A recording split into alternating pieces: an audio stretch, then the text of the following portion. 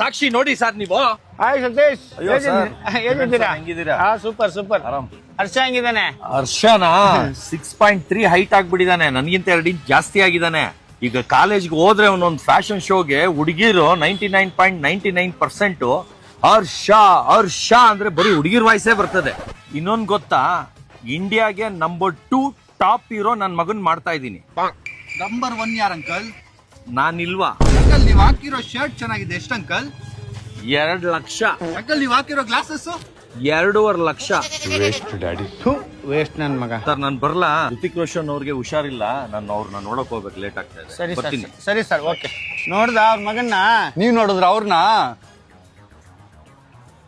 ಆದ್ರೂ ಇದೆಲ್ಲ ನಿಜ ಏನು? ನಾನು ಅದೇ ಯೋಚನೆ ಮಾಡ್ತಾ ಇದೀನಿ, ಪಾಪ ಅವ್ರು ಹೇಳಿದೆಲ್ಲ ನಿಜಾನ ಅಂತ. ಸರ್ ನಾನು ಹೇಳೋದೆಲ್ಲ ನಿಜ, ಸಾಕ್ಷಿ ನೋಡಿ ಸರ್ ನೀವು. ಆಯ್ತು ಆಯ್ತು ಸರ್. ಬಿಡುವನು ಕಂಬಿಲ್ಲ ರೈಲು ಹರವ